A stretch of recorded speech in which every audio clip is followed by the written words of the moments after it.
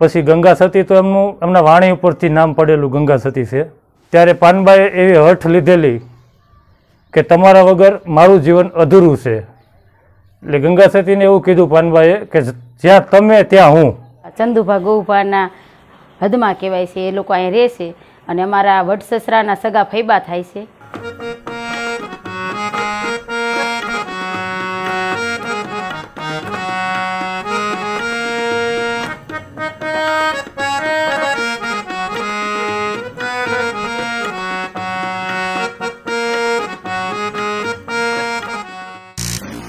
નમસ્કાર મિત્રો, જય હનુમાન દાદા. હું છું ધવલ અને સ્વાગત છે તમારું મારી YouTube channel Dhaval Agravat blogs પર. મિત્રો, આજના વિડીયોમાં હું તમને દર્શન કરાવવાનો છું જેસરના રાજપરા ગામે આવેલ ગંગા સતી માના જન્મભૂમિ આશ્રમના. સાથે સાથે આપણે ગંગા સતી માનો ઇતિહાસ પણ જાણવાનો છે. તો મિત્રો, મારો આજનો આ વિડીયો પૂરો જોજો. વિડીયો ગમે તો વિડીયોને એક લાઇક કરી દેજો, તમારા અન્ય મિત્રોને શેર કરી દેજો અને કોમેન્ટમાં લખજો જય ગંગા સતીમાં, જય પાનબાઈમાં, જય કહરસિંહજી બાપુ. તો ચાલો મિત્રો, હવે આપણે અંદર જઈને આશ્રમની મુલાકાત કરીએ. અને મિત્રો, જો હજી સુધી તમે મારી YouTube channel Dhaval Agravat બ્લોગ્સને subscribe ન કરી હોય તો ચેનલને સબસ્ક્રાઈબ પણ કરી લેજો, જેથી મારા નવા આવનારા વિડીયોની નોટિફિકેશન તમને સૌથી પહેલાં મળે. મેરું તો ડગે પણ જેના મન ના ડગે પાનબાઈ, ભાંગી પડે બ્રહ્માંડ રે. ભાગતી રાત હોય, ગિરનારી પવન વાતો હોય, જગત આખું નિંદ્રામાં સરી પડ્યું હોય, ત્યારે રામજી મંદિરે બેઠેલા ગામના વૃદ્ધો અને સંતો ધીમી અને ગહન સરવાણીમાં આ ભજન ગાતા હોય. આખા જગતની મુશ્કેલીઓ સામે અડીખમ રહેવાની ભાવના સાથે ગવાતા ભજનથી કોણ અજાણશે. આ અને આવા જ અતિ લોકપ્રિય ભજનોના રચયિતા એટલે ગંગા સતી. ગંગા સતીએ પાનબાઈને ઉદ્દેશીને લખેલા ભજનો આજે ચોરે ને ચોવટે ગવાય છે. આવા બે નમૂન ભજનોના રચયિતાનું જીવન પણ એવું જ આદર્શવાન હોય એમાં શંકા નથી. તો ચાલો આજે ગંગા સતીમાની જન્મભૂમિ એવા ભાવનગર જિલ્લાના જેસર તાલુકાના ગંગા સતીમાના રાજપરા ગામની મુલાકાત લઈએ અને ગંગા સતીમાના જીવન વિશે તેમના પરિવાર પાસેથી જાણીએ. ભાવનગરથી રાજપરાનું અંતર 90 કિલોમીટર છે. સિહોરથી રાજપરાનું અંતર 68 કિલોમીટર છે. તળાજાથી રાજપરાનું અંતર 50 કિલોમીટર છે. સાવરકુંડલાથી રાજપરાનું અંતર 46 કિલોમીટર છે. પાલીતાણાથી રાજપરાનું અંતર 35 કિલોમીટર છે. અયાવેજથી રાજપરાનું અંતર 8 કિલોમીટર છે અને જેસરથી રાજપરાનું અંતર માત્ર 5 કિલોમીટર છે.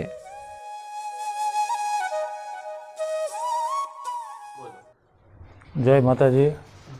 મારું નામ સરવૈયા સુરપાલસિંહ રણુભા, ગામ રાજપરા, તાલુકો જેસર, જિલ્લો ભાવનગર.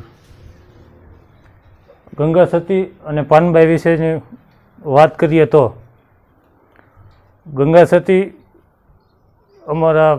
મારે પોતાને 5 પેઢીએ ફૈબા થાય છે. અને ગંગા સતીના પિતાજીનું નામ ભાઈજીભાઈ સરવૈયા હતું, એમના માતાનું નામ રૂપાળીબા હતું અને ગંગા સતીનું નામ ઓરિજિનલ નામ હીરાબા હતું. પછી ગંગા સતી તો એમના વાણી ઉપરથી નામ પડેલું ગંગા સતી છે. અને રહી વાત પાનબાઈની, તો પાનબાઈ છે એમના નાનપણના સખી હતા, બહેનપણી. એવું કહેવાય છે વડીલો દ્વારા કે જ્યારે ગંગા સતીનું વેવિશાળ કર્યું અને લગ્ન કરવાની વાત આવી ત્યારે પાનબાઈએ એવી હઠ લીધેલી કે તમારા વગર મારું જીવન અધૂરું છે. એટલે ગંગા સતીને એવું કીધું પાનબાઈએ કે જ્યાં તમે ત્યાં હું. એટલે પછી મનાવાથી પણ માન્યા નહીં. ત્યારે વડીલો એવું કહે છે કે પાનબાઈને પછી ગંગા સતીની ભેગા દાસી તરીકે આપેલા ત્યાં સમઢિયાળા. અને એમનું ભજન હતું બેયનું નાનપણનું, અને એમની યાદી રૂપે ગંગા સતીનો રોપેલો લીમડો પણ અમારા જૂના ઘરે છે. અને લીમડા નીચે કૌરસિંહ બાપુએ હનુમાનજીની સ્થાપના પણ કરેલી છે. અને હાલ ત્યાં લીમડો પણ છે હાજર, અને ત્યાં હનુમાનજીનું મંદિર પણ હાજર છે. પછી કૌરસિંહ બાપુએ એક યાદી રૂપે પ્રસાદી રૂપે આપેલી સળી છે, અમને એની માળા પણ છે. પછી ગંગા સતીનો જે જન્મવાળો ઓરડો હતો જૂનો, તે પડી ગયો છે, અત્યારે ત્યાં નવો બની ગયેલો છે. અને ગંગા સતી જ્યારે સાસરે વળાવ્યા પછી કૌશંગ બાપુએ સમાધિ લીધી ત્યારે ભેગા ભેગા ગંગા સતી અને પાનબાઈ પણ સમાધિ લઈ લેતા હતા. પણ એવું કહેવાય છે કે પછી ત્યારે બાપુએ એવું કીધેલું ગંગામાને કે ભાઈ તમારી ભેગા જે પાનબાઈ આવ્યા છે એમનું ભજન હજી અધૂરું છે, માટે તમારે અત્યારે આવવાનું નથી, જ્યારે એમનું ભજન પૂરું થાય પછી તમે આવજો.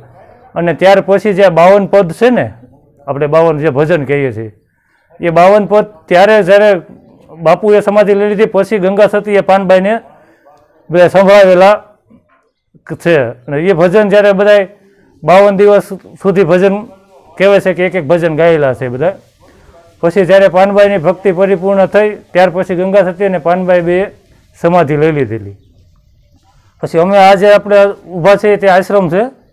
આ આશ્રમ અમે 26/4/2007 રોજ અહીંયા બનાવેલો છે કે ભાઈ બધા સાધુ સંતોનું કહેવાનું હતું અને અમારા ગામ લોકોને એવું હતું કે ભાઈ આપણા આ ગંગા સતીની જન્મભૂમિ હોય અને આપણે અહીંયા કંઈક કરવું જોઈએ. તેવા સંકલ્પથી અમે પછી ગામ લોકોએ અને બધા જ સમાજના બધા જ લોકોએ ફાળો આપેલો અને સહિયારા ફાળાથી આશ્રમનું નિર્માણ કરેલું અને 26/4/2007 મંદિરની પ્રતિષ્ઠા કરેલી. પછી દર વર્ષે તિથિ નિમિત્તે અહીંયા ઉત્સવ ઉજવવામાં આવે છે, બટુક ભોજન કરવામાં આવે છે, ગામ ધુમાડો બંધ કરવામાં આવે છે, રાત્રે સંતવાણીનો કાર્યક્રમ કરવામાં આવે છે. આ અમારો નિયત વાર્ષિક કાર્યક્રમ હોય છે. તારીખ 27/2/2023 ને વાર સોમવારના રોજ માની તિથિ હોવાથી અમારો ગંગા સતી આશ્રમ તેમજ રાજપરા ગામ વતી જાહેર જનતાને તિથિનો દર્શન નિમિત્તે લાભ લેવા તેમજ પ્રસાદી અને રાત્રે સંતવાણી નિમિત્તે સૌ જાહેર જનતાને આમંત્રણ પાઠવીએ છીએ કે મોટી સંખ્યામાં હાજર રહે, પ્રસાદીનો તેમજ રાત્રે સંતવાણીનો લાભ લે. જય માતાજી.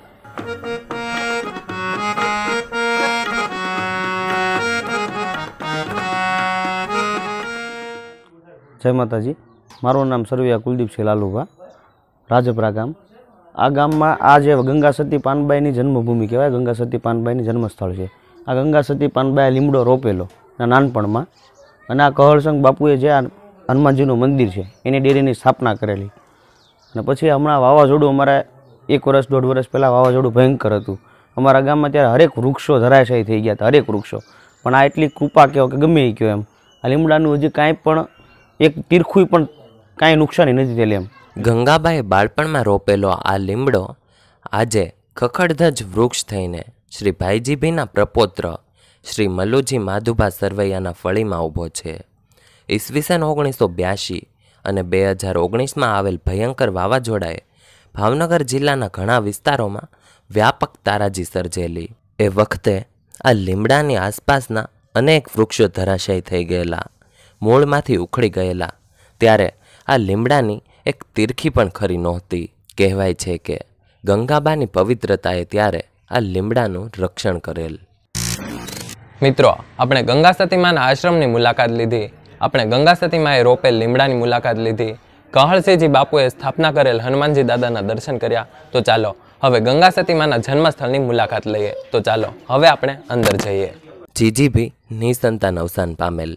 બાકીના ભાઈઓના પુત્ર, પૌત્ર કે પ્રપૌત્ર આજે પણ અહીં હયાત છે. દાદભાના સંતાનો રાણપરડા રહે છે.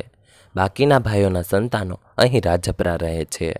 જે ઓરડામાં ગંગામાનો જન્મ થયો હતો તે ઉગમણા બારનો ઓરડો આજે પણ અહીં મોજૂદ છે. તે ઓરડો અત્યારે શ્રી ભાઈજીભીના પ્રપૌત્ર ગોવિંદસિંહ જુવાનસિંહ સરવૈયાના કબજામાં છે. ઓરડાની જાળવણી માટે કરેલ ફેરફારમાં ઓરડો હવે આથમણા બારનો છે તથા વિલાયતી નળિયા નખાયા છે. જે ગંગા સતી પાનબાઈ છે ને એ એમના દીકરી હતા સરવૈયા કુળના, અને રાજપરા એમનું પિયર છે. આ મેન ધડ છે, એનો જન્મભૂમિ છે. અત્યારે ચંદુભા ગૌભાના હદમાં કહેવાય છે, એ લોકો અહીં રહે છે. અને અમારા વડસસરાના સગા ફૈબા થાય છે, અને આ જ એનું કુટુંબ છે. મિત્રો, તમે મારી પાછળ જોઈ રહ્યા છો એ જ ઓરડામાં ગંગા સતીમાનો જન્મ થયો હતો.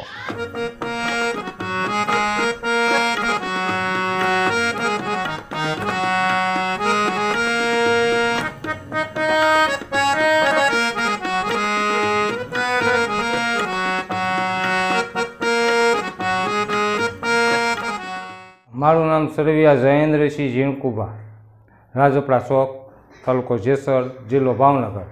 ગંગાસતી બા ઉર્ફે હીરાબા તે ભાઈજી બી જેસાભીના દીકરી હતા અને ભાઈજી બી જેસાભી સરવિયા અને અમરાજી ખોડાજી સરવિયા બી પિતરાઈ ભાઈઓ હતા.